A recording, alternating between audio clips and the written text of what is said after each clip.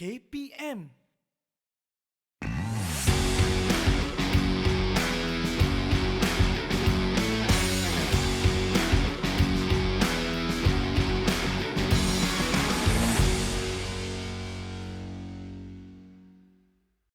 Hai, Assalamualaikum warahmatullahi wabarakatuh dan salam sejahtera. Bertemu lagi dalam Diet dan Nutrisi.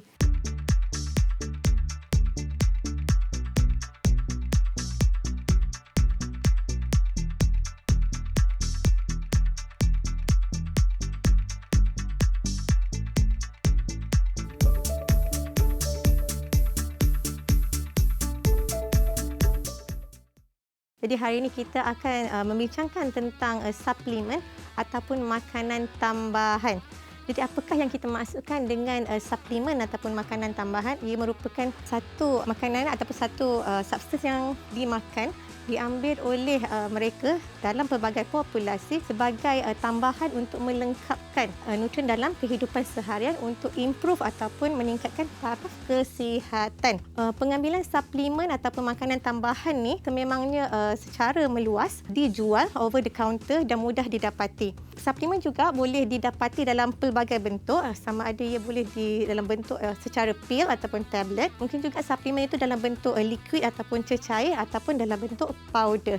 Seterusnya kita tengok kenapa atlet lebih suka ataupun hendak mengambil suplemen, especially atlet remaja. Untuk atlet remaja ramai yang beranggapan mengambil suplemen untuk meningkatkan prestasi sukan mereka, dan mereka juga mengambil suplemen untuk meningkatkan tahap jisim otot mereka untuk tambah certain nutrien yang dirasakan kekurangan disebabkan oleh cara pengambilan makanan yang kurang seimbang. Dan ada atlet juga menyatakan mereka mengambil suplemen disebabkan oleh pengaruh-pengaruh daripada rakan. Dan pada masa yang sama, cultural satu-satu sukan itu sendiri. Ada certain sports, suplemen itu adalah menjadi satu norma ataupun diambil oleh ramai atlet. Jadi itu antara faktor kenapa atlet rasa dia perlu ambil suplemen untuk improve fizikal, untuk improve performance. Mereka sebagai atlet remaja perlu tahu sama ada perlu ataupun tidak pengambilan suplemen ini, sama ada untuk kesihatan secara general maupun untuk meningkatkan prestasi sukan mereka. Dah tentu nanti kita akan tahu pula sama ada perlu ataupun tidak. Adakah sebarang kebaikan ataupun keburukan pengambilan suplemen ini sebenarnya. Jadi kita akan gunakan term-term yang mungkin akan digunakan secara gila-gila, sama ada sports food ataupun sports supplement ataupun dietary supplement. Dan sebaiknya untuk atlet tidak bergantung kepada suplemen, dan yang paling penting untuk performance adalah untuk pastikan mereka makan makanan yang sihat dan seimbang, mempunyai tidur yang cukup, rehat yang cukup, juga mempunyai training ataupun latihan dan conditioning yang bagus. Jadi itu adalah elemen-elemen sebenarnya selain daripada pengambilan suplemen untuk memastikan atlet remaja mempunyai performance yang baik, dan faktor-faktor selain daripada pengambilan suplemen itu sendiri.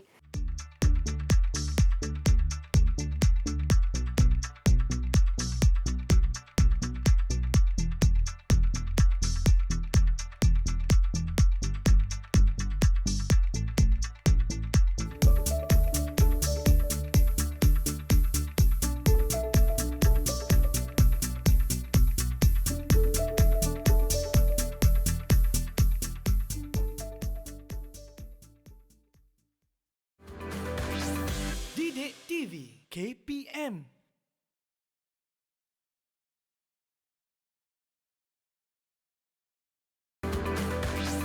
Didik TV KPM. Bertemu kembali dalam Diet dan Nutrisi bersama dengan Kak Nora. Jadi seterusnya kita akan bincangkan ataupun kita akan terus melihat pro dan cons penggunaan suplemen di kalangan atlet.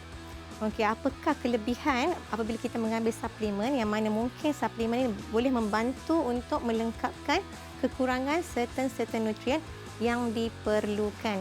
Itu salah satu kebaikan dia. Yang kedua, mungkin juga ini mungkin boleh membantu meningkatkan performance ataupun meningkatkan prestasi atlet itu sekiranya ada dan berkesan dengan pengambilan suplemen tersebut. Yang ketiga, suplemen itu juga mungkin ada placebo effect dari segi psychological, boost kepada atlet ataupun mereka yang mengambil sesuatu jenis suplemen ataupun makanan tambahan. Itu antara kebaikan yang mungkin didapati daripada pengambilan suplemen yang tertentu. Seterusnya kita lihat pula keburukan pengambilan suplemen yang mungkin ada apabila mengambil suplemen yang ada di pasaran. Kita mungkin akan terdedah kepada bahan-bahan terlarang yang ada dalam suplemen, yang mana ia mungkin boleh menyebabkan kita mempunyai masalah dari segi doping nanti di kalangan atlet. Dan apabila mengambil suplemen, dah tentu kos suplemen ataupun makanan tambahan itu adalah mahal, dan ini akan meningkatkan kos secara tidak langsung. Pada masa yang sama, atlet juga mungkin terlalu rely ataupun bergantung kepada suplemen untuk satu-satu tujuan. Jadi instead of dia makan makanan yang sihat, makan makanan yang seimbang, atlet akan mengambil shortcut ataupun jalan mudah, hanya mengambil suplemen tersebut membantu meningkatkan prestasi atlet itu, sedangkan ia tidak berlaku sedemikian. Antara keburukan pengambilan suplemen lagi, ia tak dilabelkan dengan betul. Maksudnya apabila satu syarikat tu menjual sesuatu suplemen, yang tertera pada label suplemen adalah apa yang diletakkan sahaja, tetapi tidak dimasukkan bahan-bahan lain, dan ini agak berisiko untuk atlet, yang mana ia boleh menyebabkan masalah-masalah dalam sukan atlet itu sendiri. Jadi itu antara risiko-risiko yang ada apabila pengambilan suplemen di kalangan atlet. Dan lagi satu untuk tidak terlupa, di mana pengambilan suplemen ni masih jadi kontroversial ataupun tidak ditetapkan lagi bagaimana pengambilan suplemen ini mempengaruhi atlet di bawah 18 tahun. Sebab kebanyakan pengambilan any supplement, kajian yang dilakukan menggunakan orang dewasa, sebab ia melanggar tata etika untuk menjalankan sebarang kajian dan tengok kesan penggunaan suplemen tu di kalangan remaja ataupun mereka yang berumur di bawah 18 tahun. Jadi sangat kontroversial untuk mereka yang berumur bawah 18 tahun mengambil mana-mana suplemen yang tidak ada kajian saintifik yang menyeluruh dan evidence based. Tetapi disebabkan perkara ini berlaku, maka AIS, iaitu Australian Institute of Sports, salah satu agensi atau institut yang leading, telah mewujudkan satu framework untuk suplemen.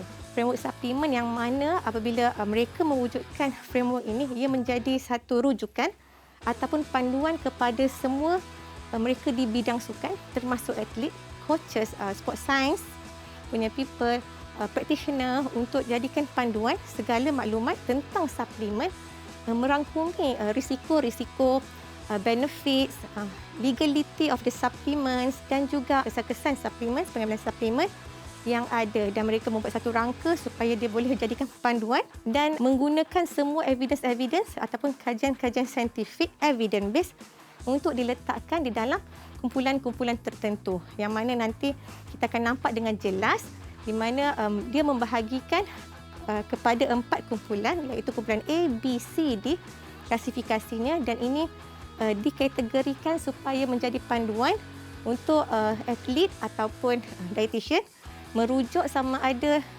suplemen tersebut berada di kumpulan yang mana dan adakah ia boleh diambil ataupun tidak.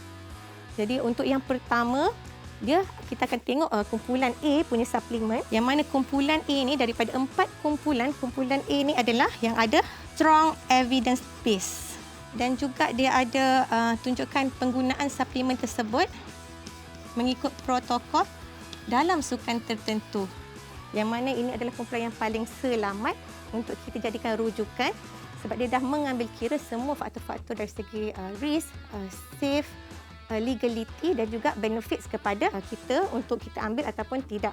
Dan dalam grup ini juga, suplemen itu sendiri sebenarnya nampak macam satu perkataan suplemen dengan mudah, tapi sebenarnya ada banyak kategori.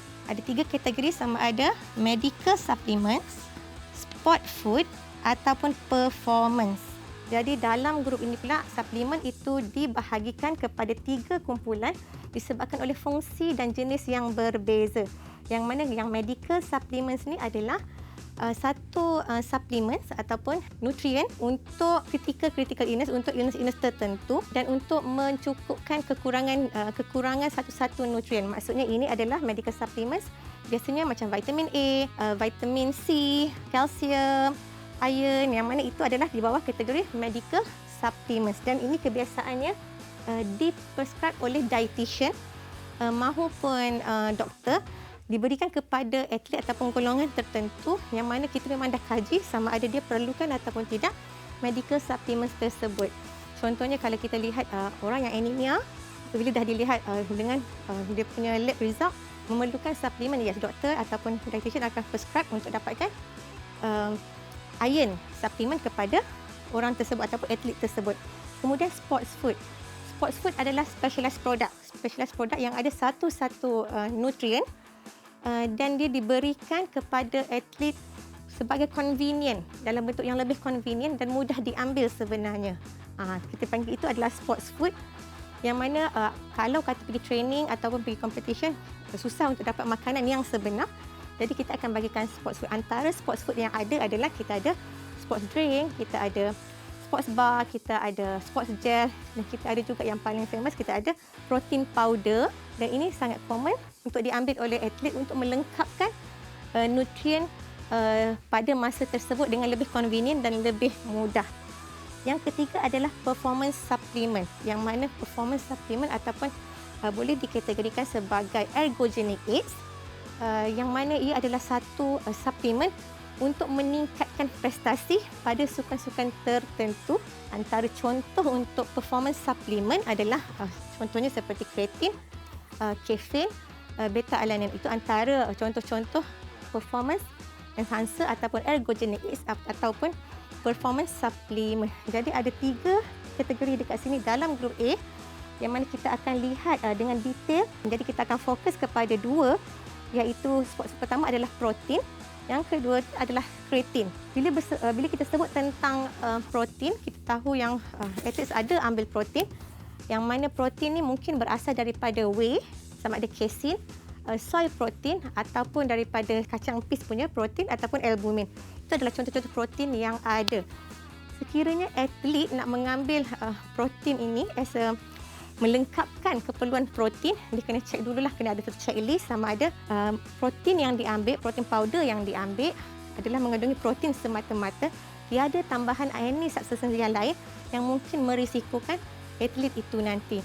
Kemudian dalam itu juga elakkan ada penambahan any sweetener dan pastikan setiap hidangan protein itu di antara 10 hingga 20 gram protein. Jadi protein ini boleh diambil sekiranya atlet tak cukup pengambilan protein ataupun susah nak dapatkan protein untuk recovery pada satu-satu masa. Contohnya pergi training tak ada sources of protein masa tu, jadi mengambil milkshake ataupun protein powder bersama dengan susu agak mudah dan lebih convenient. Tetapi kena ingatlah sebenarnya keperluan protein tu 1 hingga 1.5 gram per kg body weight tu boleh dicapai dalam diet seharian yang biasa. Cuma pada waktu-waktu tertentu mungkin sukar nak capai, jadi boleh tambahkan pengambilan protein powder dalam diet seharian atlet itu sendiri. Yang seterusnya kita nak tengok performance enhancer tadi, kreatin, yang mana kreatin ia merupakan satu non-essential nutrient kita boleh dapat daripada makanan yang kita makan ataupun dihasilkan dalam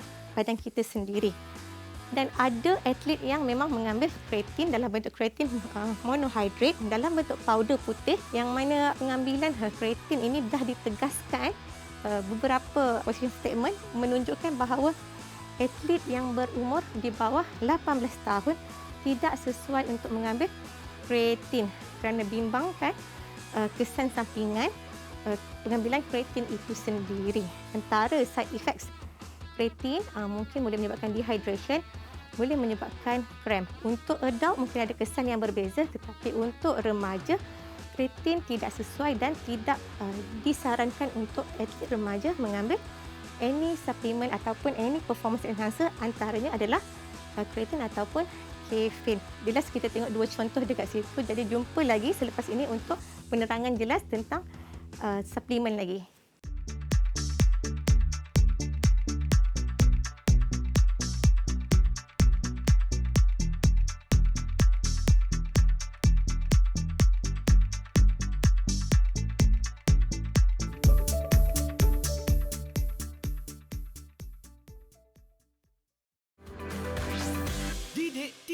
KPM.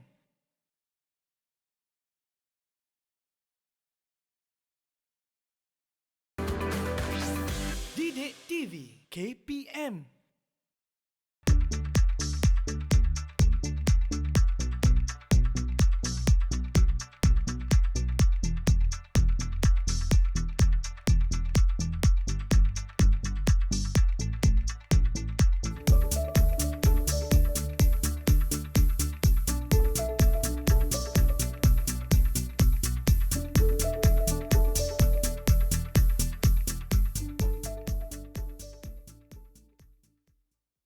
Kalau tadi kita dah cakap tentang framework yang dihasilkan oleh Australian Institute of Sports sebagai panduan kepada atlet dan orang awam untuk memilih suplemen yang sesuai dalam sukan masing-masing.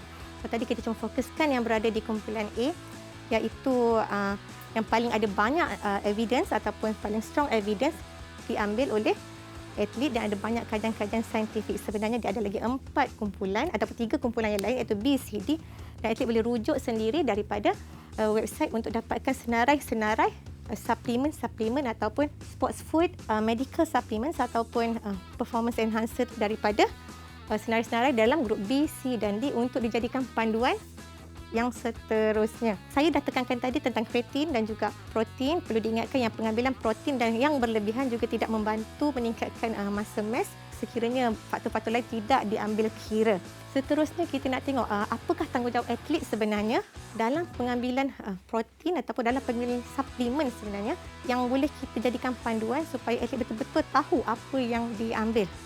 Tanggungjawab atlet yang pertama untuk mengambil sebarang suplemen, atlet perlu tahu dulu sama ada dia perlu atau tidak produk-produk tersebut, suplemen-suplemen tersebut. Yang pertama. Kemudian yang kedua, pastikan ini produk yang dia berminat ataupun dia tahu mempunyai kajian-kajian saintifik, mempunyai evidence base yang kukuh. Maksudnya ada kajian penggunaan produk tersebut, barulah boleh kita timbangkan sama ada boleh ambil ataupun tidak suplemen tersebut. Kemudian yang ketiga, pastikan suplemen itu selamat dan juga legal. Maksudnya legal, dia tak ada kandungan benda-benda yang boleh membawa kesan buruk kepada atlet. Perlu ada label di situ menjelaskan apakah kandungan suplemen tersebut dengan jelas, sebab kita bimbang bila atlet ambil satu-satu suplemen, dia mungkin terambil substances yang dilarang di dalam World Anti-Doping Association punya list, yang mana kita memang tahu atlet ada risiko untuk kes-kes doping sekiranya mengambil substance ataupun bahan-bahan terlarang, dan ini perlu diingatkan berkali-kali kepada atlet. Pemakanan ataupun suplemen itu perlu dilihat secara detail menyeluruh supaya tidak mengambil bahan-bahan terlarang. Atlet juga pada masa yang sama perlu rujuk mereka yang pakar, yang ada banyak information tentang satu-satu suplemen tu. Dia boleh rujuk kepada coaches sebagai orang yang paling dekat dengan atlet tersebut, boleh rujuk kepada any medical officer dan juga boleh rujuk kepada dietitian untuk bantu atlet memahami penggunaan suplemen tersebut, jenis-jenis suplemen yang sesuai dan keselamatan suplemen itu untuk diambil oleh atlet. Kegagalan atlet untuk memahami tentang suplemen yang ingin diambil mungkin membawa mudarat kepada atlet selain daripada tidak mendapat manfaat penggunaan suplemen tersebut, tetapi mungkin juga boleh mendapat keburukan daripada pengambilan suplemen. Setelah menilai semua kriteria yang ada, dah buat double checking suplemen, dah tengok label, dah dapatkan banyak maklumat dan pasti dan sahih bahawa ia setuju untuk ambil suplemen tersebut, tapi atlet perlu tahu dan faham bahawa tak ada satu suplemen ataupun makanan tambahan yang 100% selamat. Untuk remaja, diingatkan bahawa tak ada suplemen yang mana kajiannya dibuat untuk mereka yang berumur bawah 18 tahun, yang mana kita tahu mungkin ada kesan negatif kepada atlet remaja, yang mana mungkin juga boleh mengganggu proses pembesaran. Jadi itu yang kita sangat concern kepada our athletes, our teenage athletes, adolescent athletes, untuk tidak mengambil sebarang suplemen yang tidak pasti kesahihannya.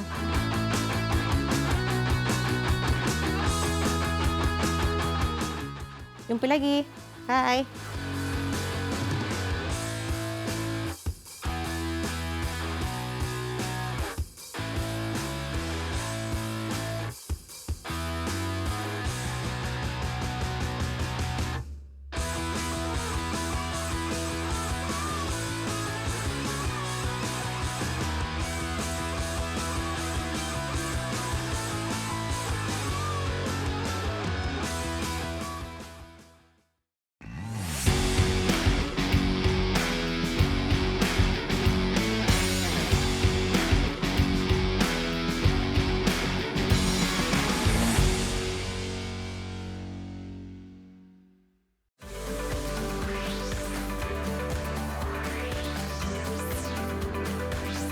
Didik TV KPM